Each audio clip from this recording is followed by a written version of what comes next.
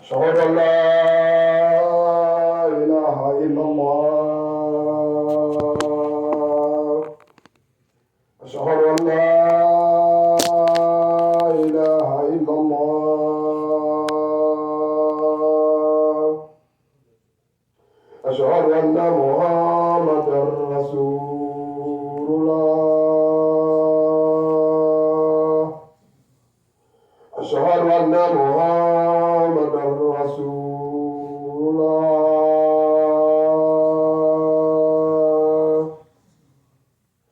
حي على الصلاة. حي على الصلاة. حي على الفلاح.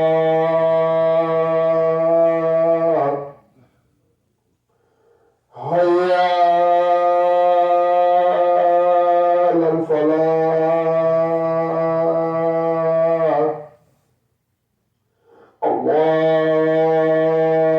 الله أكبر. الله أكبر. لا إله إلا الله.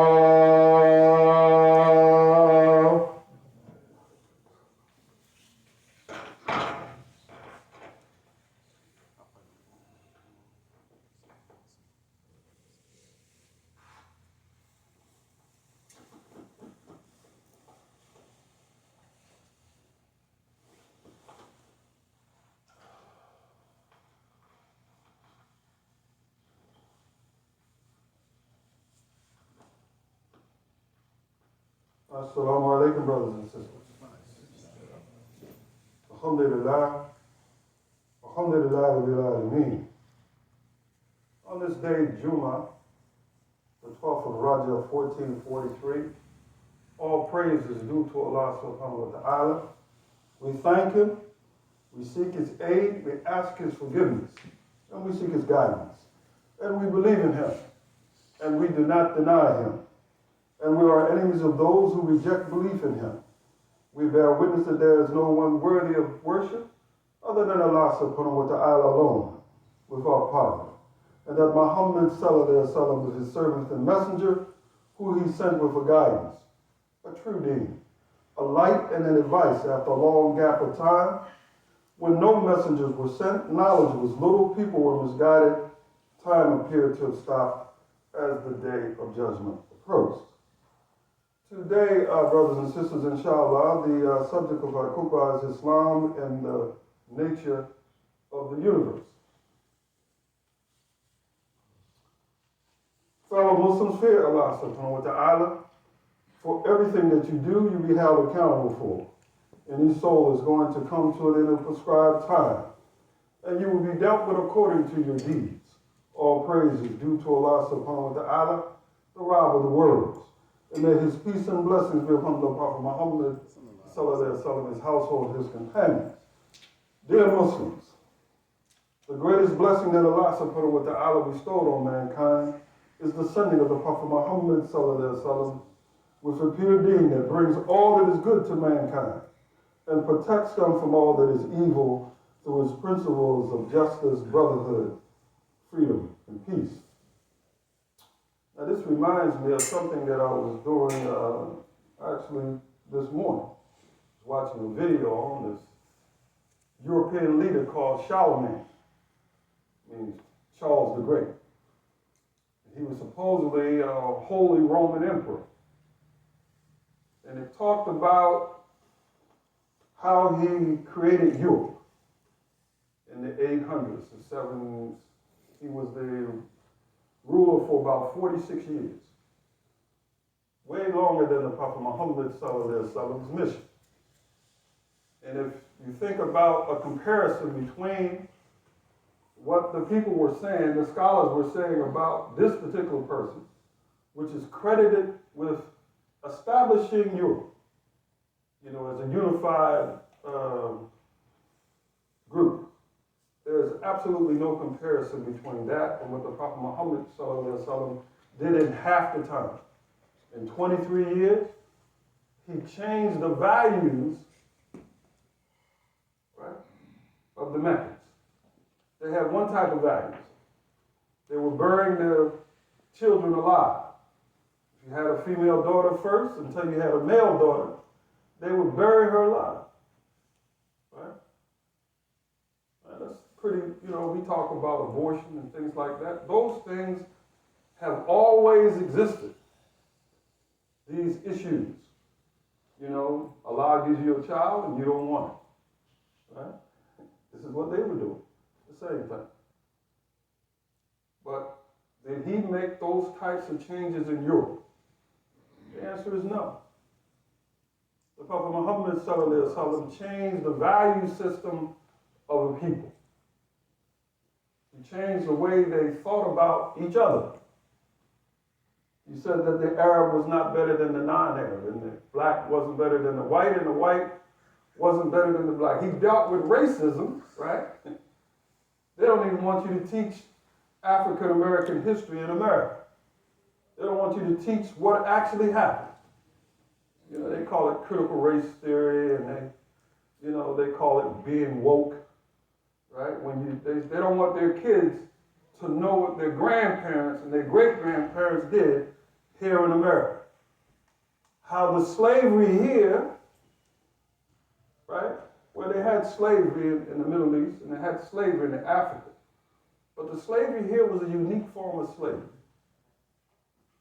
Where you was a slave and your children was a slave and your descendants was a slave, and they had to have over 500,000 people die in the Civil War in order to try to fix that problem. But they still didn't fix it. Because even today, some of you brothers come here from overseas, and you didn't realize because you look like me, the more you talk like an American, the more you're going to be treated like a black person born here in slavery. When President Obama ran, even the black people didn't like it. The ones that were born here, descendants of slaves. So what did they say? They say he's not black enough. What did they mean? See, they meant that he was not a descendant of a slave because his father was, from Africa. His mother, was of European descent. See, that wasn't good enough for these people. But once he won, then they all jumped on the bandwagon. This is the reason why I tell people black is not a value system. See? They try to make it sound to you like black is a value system. Islam is a value system. Right? The behavior of people changed with Islam. One of the most famous so-called African Americans, everybody knows him, Malcolm X. He had certain views about white people. He believed early on when he became a so-called black Muslim that white people were devils. But he was a person that was searching for the truth. And when he found the truth, what did he do? He said, I was wrong. And how many people even today, will admit that they're wrong? He admitted that he was wrong to the whole world. This is the type of people who becomes a martyr. So you can't have that person walking around in society. But a person like Louis Farrakhan, who still wants to say that Elijah Muhammad Astaghfirullah was a messenger of Allah, right? Who changed his name to create confusion so that people would think that he was who? The Prophet Muhammad ﷺ. Come back to the black people in America. See? That lie that he told, that he was a Rasul. Our book says that the Prophet Muhammad ﷺ was the last Rasul. Just that simple. Person comes and says they're Rasul, what question will we ask? Is your name Isa ibn Maryam? Unless he's Isa ibn Maryam, right? And when Isa ibn Maryam comes back, will he come back as a Rasul? No. He won't come back as a Rasul. He's just coming back to complete his mission. But not as a new Rasul. So fellow Muslims, fear Allah subhanahu wa ta'ala in your words and your deeds. For whoever fears Allah and keeps his duty to him, he provide him a way out of every difficulty. He'll provide him from sources that he could never imagine. Dear Muslims, the greatest blessing that Allah subhanahu wa ta'ala bestowed on mankind again is the sending of the Prophet Muhammad sallallahu alaihi wasallam. This deen that many of you take for granted is unique. You know, many people take this deen for granted. It's part of their culture. I got a nephew who happens to be in jail for a minute, and he asked me to send some information to him this morning. Put together a package. And I told him to give this information to the Muslims, see, because he hangs out with the Muslims, even though he don't want to admit that he needs to be a Muslim. See, in jail, you become a Muslim for protection, because the Muslims are the cleanest people in most jails. Right? That's why when they get out, they have a problem with a lot of us who don't want to go ankle bone to ankle bone. In jail, they take that seriously about the shaitan coming between. See, in jail, because you know, a little thing might happen, and next thing you know, as the brother said, you caught up in something that you don't want to be caught up in. So the concept of unity is always on their mind. But unfortunately, they don't realize that we all in a form of jail. Each of us here. As long as we stay in this dunya, we're being tested. And this is a form of being incarcerated for a while. You know, there's no difference between us and Yusuf. May Allah be pleased with him. Right? We don't understand that this dunya is not the final resting place for the Muslim. We want to go to Jannah. And how do we get there? Well, we get there by understanding this deen, which is unique. Allah subhanahu wa ta'ala says in Surah the 13th Surah ayah number 2, it is Allah who raised the skies without support, as you can see, then assumed his throne, and enthralled the sun and the moon, each runs to his predicted or predetermined course. He disposes all affairs, distinctly and explaining every sign that you may be certain of your meeting with your Rabb. Now, many people don't actually believe this. And the reason why you know they don't believe it because you don't see a change in their behavior when they read this stuff. So you see them do the same thing over and over and over again. Islam is the last of the so-called Islamic religions, Abrahamic religions, astaghfirullah, supposedly following Judaism and Christianity. Now, to tell you the truth, there is no such thing as either one of those things.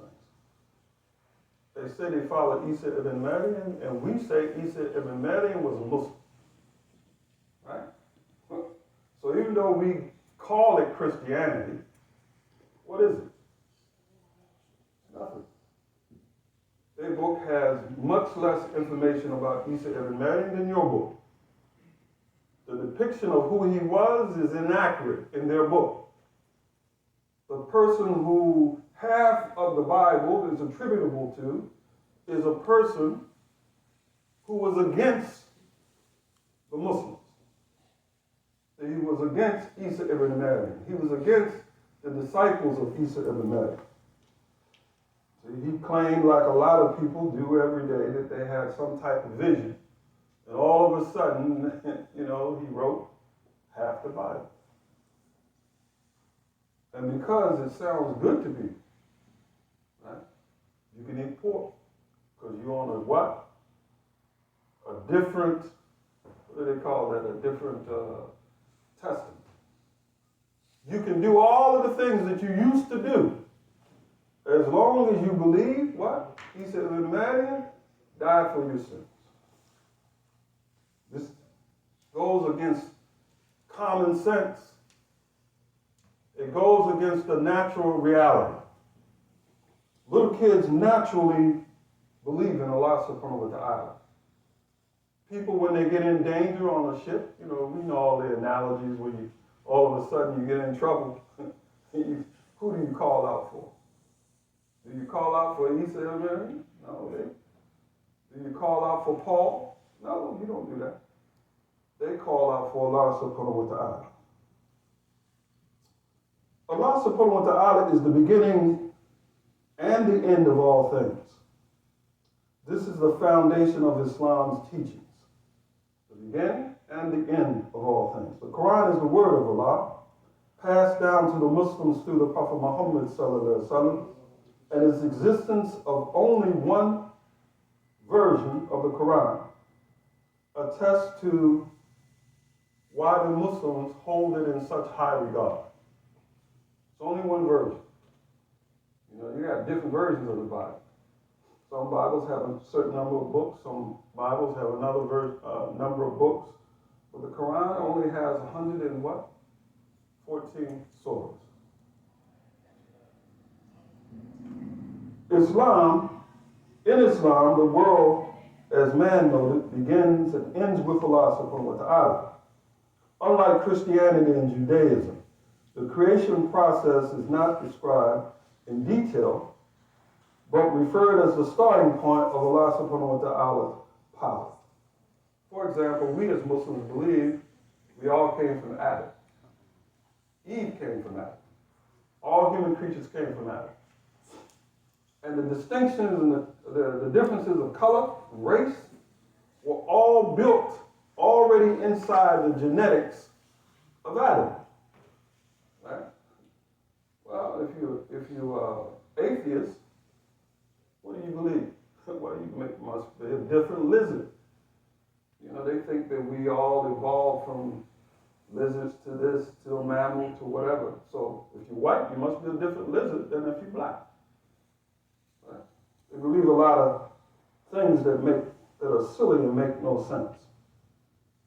The creation story in Islam is described in the Quran as the creation of the universe by Allah subhanahu wa ta'ala's will, with a single command, kun fayakun, be, and it is. Several ayahs in the Quran highlights Allah's power of creation. In Surah Al-Baqarah, ayat 117, the creator of the heavens and the earth from nothingness. He only has to say what he wills a thing to be. Kun fayakun, be, and it is.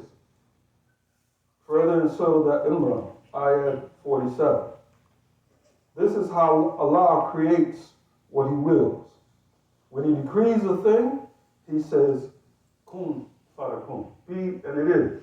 This is it.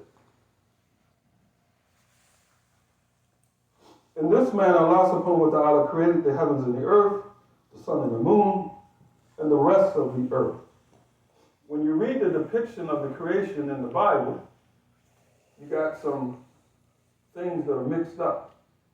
You got the earth being created before the sun.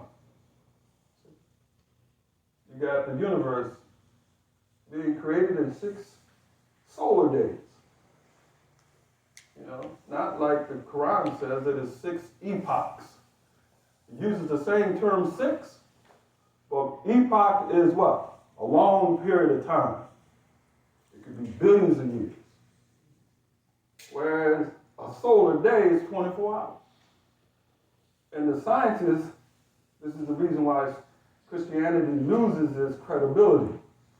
Because if you apply science to the Bible, it doesn't hold up. But when you apply science to the Quran, it holds up. The universe is an independent entity. It exists according to those laws and does not require divine intervention. Yet it cannot warrant for its own existence. It cannot explain itself. In Islam, this in itself is considered to be conclusive proof of Allah subhanahu wa ta'ala's existence. The laws placed by Allah subhanahu wa ta'ala consider all natural phenomena and provide further proof of Allah's greatness, which in the Quran describes in detail. In Surah Al-An'am, ayah 96, He ushers in the dawn and made the night for rest and the sun and the moon for computation. Such is the measure appointed by Him, the omnipotent and the wise. And when scientists read the ayahs of the Quran and they apply their knowledge of science, they have no difficulty with things that are in the Quran. Now, the Quran is not a book of science, it is a book of signs. But those signs that are in the Quran are sufficient that any thinking person, any person of goodwill knows that this is from Allah subhanahu wa ta'ala. Natural law as decreed by Allah reflects and issues from the order that exists in the divine realm, where Allah exists. Allah says man was created from clay, and it is thus part of nature, not separate from it. The relationship with nature materializes in Islamic living in several ways. The most significant and obvious of these is death. Muslim burials require that the body be washed, have all its items removed, placed in the ground within 3 days, for an easier return to the earth whence it came. Within Allah's universe, man is given a special place. In Islamic teachings, in contrast to those of Christianity, man was not made in God's image. They say man was made in God's image, and so that's why they look for what? A likeness of God to be like a human being. You go to the museums and look at the frescoes that were painted by Michelangelo and all of those famous people, right? They got an image of a person. See, there are no such images, even here in our masjid in Princess Anne. You don't see any images of Allah subhanahu wa ta'ala. You don't see any images of the Prophet Muhammad. You see none of those things. Allah subhanahu wa ta'ala distinguished man from his other creations by breathing his spirit into man. This preferential treatment of Allah's creation gave man two privileges not made to the rest of creation. The first privilege he gave was the freedom of choice. We make choices every single day. Am I going to come to Salat? Am I going to make Salat on time? Am I going to be generous to my brother? These are choices that we make on a regular basis. The second privilege he gave was specialized knowledge or creative knowledge, Rahman. The freedom of choice allows man the ability, or woman, the ability to make a decision whether or not to worship Allah subhanahu wa ta'ala or follow his will. You have that choice. You don't have to worship Allah if you don't want to. Do whatever you want. The universe, as described before, is governed by laws decreed by Allah subhanahu wa ta'ala and has therefore been in submission to Allah subhanahu wa ta'ala since the universe was created. Man, however, was given the ability to think, to rationalize, to argue the presence of a creator, and then to decide whether or not to submit to Allah or not. This reminds me of about 15 years ago, in the New York Times, which is one of the top newspapers in the world, all of the Jews from around America came together. And one of the things that struck me in that article that I read, the Jews, this is the statement that they made. We believe in Allah. We believe in God. But we were reserved the right to question him. See? This is their thinking. They have the right to question Allah subhanahu wa ta'ala.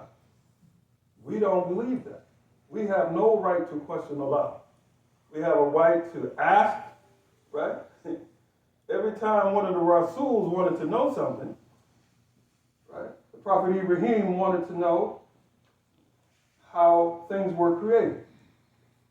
And there was a conversation in the Quran between him and Allah subhanahu wa ta'ala. And what did he say? He said, hey, I just want to know for my own purposes. It's not that I don't believe, see? Not that I'm questioning you, Allah subhanahu wa ta'ala. See, he was just trying to grow in his knowledge, hoping that that knowledge would help him apply to the life here in the dunya. But it wasn't this arrogance that was in that article that says they reserve the right to themselves to question Allah subhanahu wa ta'ala. So let us all pray to Allah subhanahu wa ta'ala. Help us understand.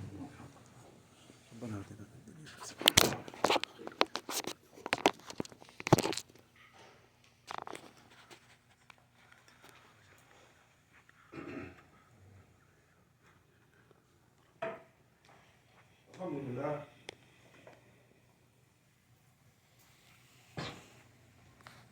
Alhamdulillah. In about a month and a half, we're going to have some people start asking this question, which I find kind of interesting. People are going to start saying, when is Ramadan? They're going to ask that question. They're going to say, when is Ramadan? And what does that tell you about people who ask that question? See, that's a question. When is Ramadan? Ramadan is Ramadan. That means what? 11 months of the year, they following some other system. All of a sudden, they trying to get into sync because they believe that they need to fast, because we all know it's in the Quran, we have to fast. But for 11 months, we following another system. See? So we have to ask the question, when is Ramadan? Now, we're going to follow both systems because we have to. But we need to follow the system of Allah subhanahu wa ta'ala and not ask that stupid question. See? So when the clock, this clock got out of sync. And when the brother fixed it, one of the things that I requested, even though I don't know Arabic, I asked him to make sure that the word, he did it yesterday, which is the 5th day of the week. I said, make sure that word Thursday doesn't show up. So if you notice, it says Raju, and then I believe it's saying Jumma. Why? Because nobody in this room should ask the question, when is Ramadan? And nobody should respond, it is March, whatever date that is. We should know that Ramadan is Ramadan. Otherwise, who are we? What are we practicing? What is our real deen? We have to ask ourselves. We're not offending anybody by knowing your deen and practicing your deen. As you brothers see here and sisters see here in America, you do whatever you want. Ain't that right? You can pretty much do whatever you want. Now, we got some crazy people here that sometimes what they want to do is to go out and, kill people. But they do whatever they want in America. They wake up in the morning and they say, hey, I want to do this, and they do that. And you happen to have that freedom. It's built into their constitution. That you have a right to freedom of religion. Right? So if you have a right of freedom of religion, then you have no justification for not practicing your deen. None at all. Except, maybe you don't believe in it. Right? Maybe you're afraid.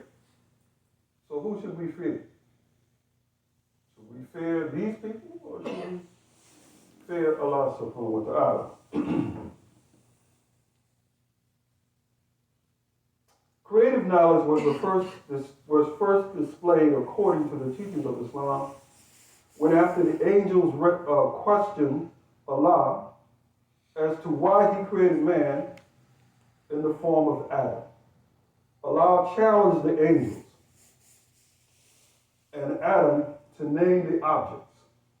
The angels were unable to bestow the names on things, whereas Adam could, giving him superiority over those he had named and demonstrating Allah's creative power. This is one of the things that made us unique.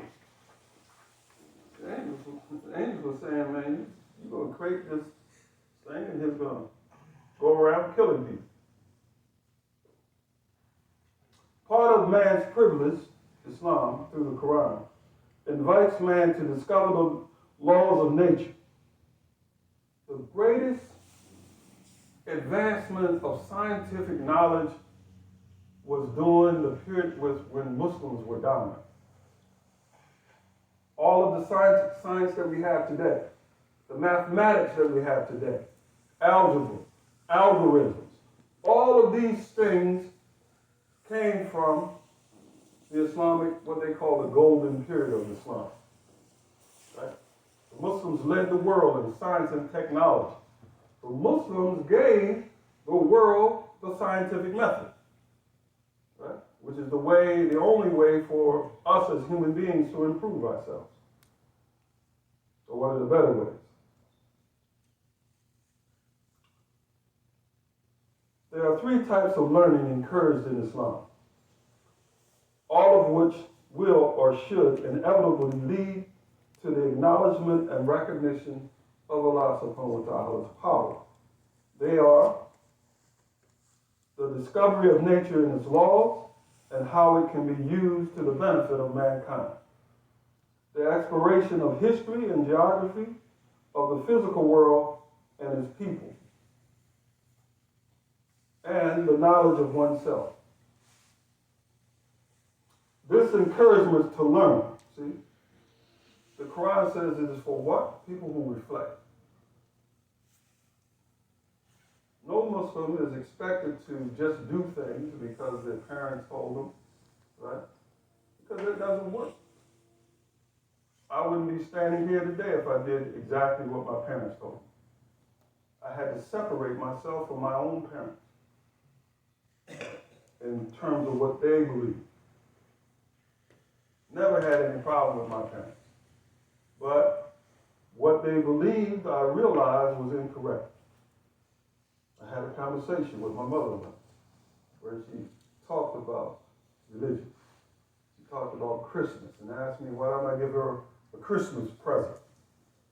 And I had to explain to her, I said, Mom, when's the last time you read the Bible? Because in the Bible it says that that particular habit of cutting a tree down in the forest and decorating with gold and silver was something that Allah subhanahu wa ta'ala specifically said don't do. I had to get her to read it 2 or 3 times before she would admit, right? That, because when you tell somebody something they don't want to hear, you got to keep telling them. I've been over university for almost 21 years. And my department chair told me something today that I thought was kind of interesting. Imagine if you have a situation, and I won't take up much of your time, where you have 1,200 people apply and they're accepted. That means they wanted to come to your school, and you said, I'll permit you to come. But you only get less than 100 people to actually come. What is the reason why most people wouldn't come? Financial. Anybody knows about what has happened to UMES over the last 3 or 4 years? They've gotten a lot of money. Scholarships from this person. They've gotten more money in the last 3 or 4 years for scholarships than they've probably gotten in the last 50 years. So you say to them, hey, well, why don't you give the department chairs some money so that they can give an additional, reason for someone to attend UMES. So she told me today that next year, inshallah, the provost will give the departments, each department, some extra money and see if they can get those numbers to be better. Why am I saying this? Because things change slowly. And this is the reason why the last point that I want to make, we are all encouraged to have sabr. In about a month and a half, we're going to have a whole month, which is sole purpose, or one of the sole purposes of that month, fasting, is to develop sabr. Sometimes we want things to happen quickly, and they don't happen, and we get discouraged. Right? But we have to wait until Allah subhanahu wa ta'ala decides. But in my khutbah, you won't have to wait that long. I'm done. So may Allah subhanahu wa ta'ala help guide us all to His mercy. May Allah subhanahu wa ta'ala help all the Muslims all over the world. May Allah subhanahu wa ta'ala increase us in understanding of His deen.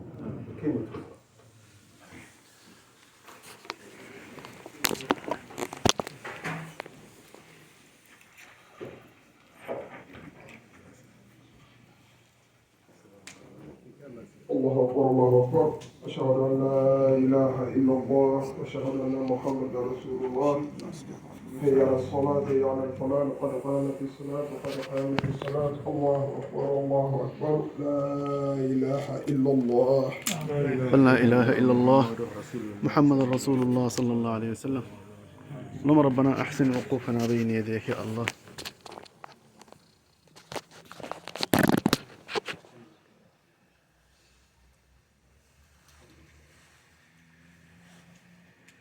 استووا واعتدلوا. اللهم ربنا أحسن وقوفنا بين يديك يا الله.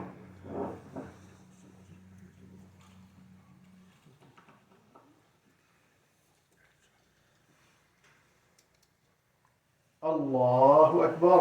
الله أكبر. وجهت وجهي لله فطر السماوات والأرض حنيفا وما أنا من المشركين. أعوذ بالله من الشيطان الرجيم. بسم الله الرحمن الرحيم. الحمد لله رب العالمين الرحمن الرحيم مالك يوم الدين إياك نعبد وإياك نستعين اهدنا الصراط المستقيم صراط الذين أنعمت عليهم غير المغضوب عليهم ولا الضالين آمين.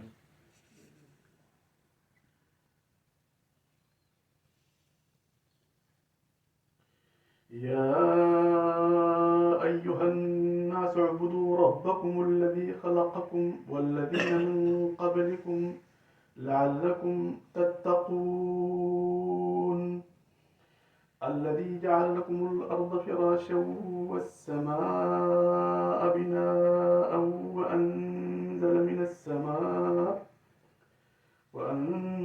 من السماء ماء فأخرج به من الثمرات رزقا لكم فلا تجعلوا لله أندادا وأنتم تعلمون وإن كنتم في ريب مما نزلنا على عبدنا فأتوا بسورة من مثله وادعوا شهداءكم من دون الله إن كنتم صادقين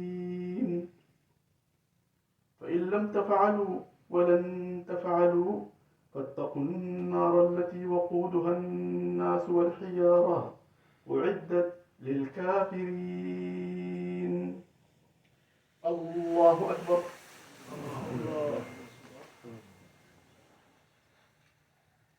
سمع الله لمن حمده.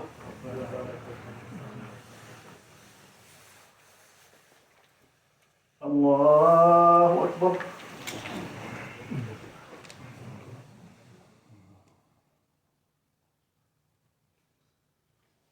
الله أكبر.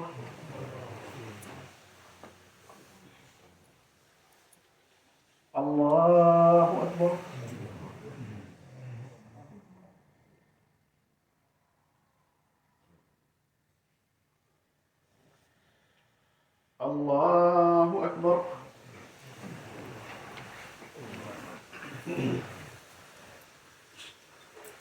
بسم الله الرحمن الرحيم. الحمد لله رب العالمين الرحمن الرحيم مالك يوم الدين. إياك نعبد وإياك نستعين. اهدنا الصراط المستقيم صراط الذين أنعمت عليهم غير المغضوب عليهم ولا الضالين.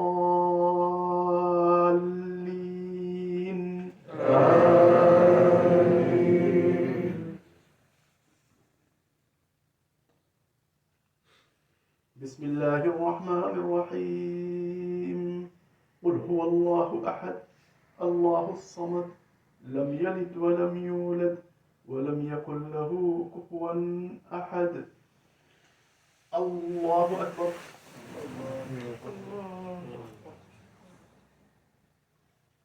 سمع الله لمن حمده.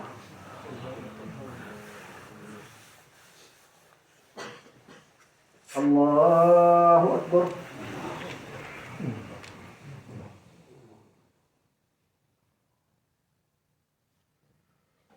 الله أكبر.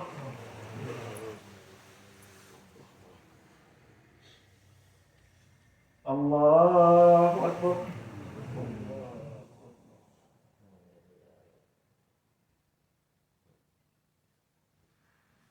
الله أكبر.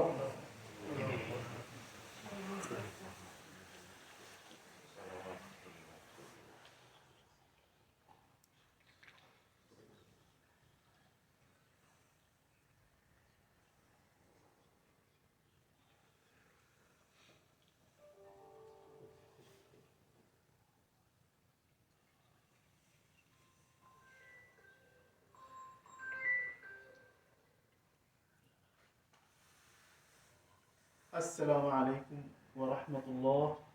السلام عليكم ورحمة الله. اللهم ربنا اغفر لنا وتب علينا يا الله. اللهم ربنا اغفر لنا وتب علينا يا الله.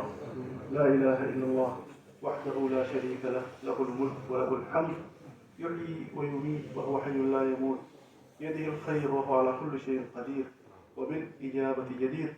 اللهم صل على سيدنا محمد وعلى آله وصحبه وسلم تسليما كثيرا. اللهم ربنا فاطر السماوات والأرض أنت ولينا في الدنيا والآخرة، توفنا مسلمين وألحقنا بالصالحين.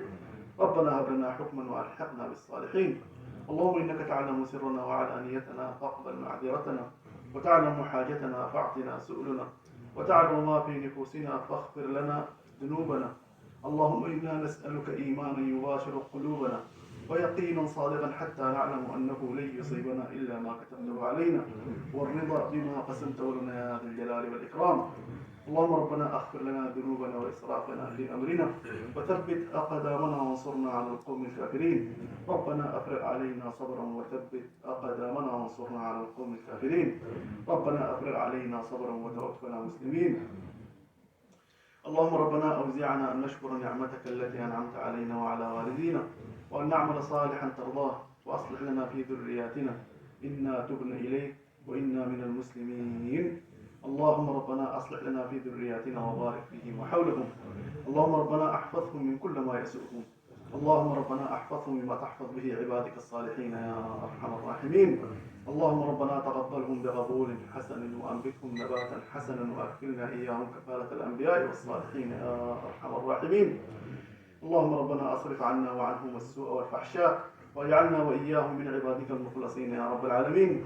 اللهم ربنا أعني على تنشئتهم على هدي كتابك وسنة نبيك محمد صلى الله عليه وسلم. اللهم ربنا هب لنا من أزواجنا وذرياتنا قرة أعين واجعلنا للمتقين إماما. اللهم ربنا أجمع بيننا وبين أزواجنا وذرياتنا وأرحامنا بالإلف والمودة والرحمة والتقى والعفاف، وأصلح ذات بيننا وبارك لنا في أيامنا يا أرحم الراحمين. اللهم ربنا أهدنا وأهد أبناءنا، واشفنا واشف مرضانا وارحمنا وارحم موتانا يا ارحم الراحمين. اللهم رب الناس اذهب الباس اشفي انت الشافي لا شفاء الا شفاؤك، واشفنا واشف مرضانا شفاء لا يغادر سقما يا رب العالمين. اللهم ربنا متعهم ومتعنا باسماعنا وابصارنا وعافى اجسادنا ما احييتنا يا رب العالمين. اللهم ربنا تقبل منا انك انت السميع العليم، وتب علينا انك انت التواب الرحيم. اللهم ربنا ارحم واغفر لامواتنا واموات المسلمين. اللهم ربنا ان كانوا محسنين فزد في احسانهم، وان كانوا مسيئين فتجاوز عن سيئاتهم. اللهم ربنا لا تحرمنا اجرهم ولا تفتنا بعدهم، واغفر لنا ولهم يا ارحم الراحمين. اللهم ربنا تقبل منا انك انت السميع العليم، وتب علينا انك انت التواب الرحيم. لا حول ولا قوه الا بالله العلي العظيم، عليه توكلت واليه انيب. سبحان ربك رب العزه عما يصفون، وسلام على المرسلين، والحمد لله رب العالمين. اسال الله لنا ولكم القبول. So brothers and sisters, please be generous for yourself. The masjid is the real need for your help, financial. So the donation box is attached to the wall back there.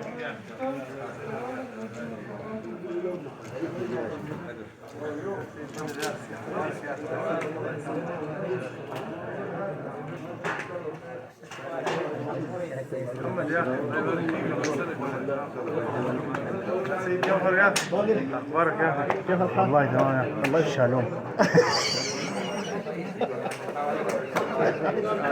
السلام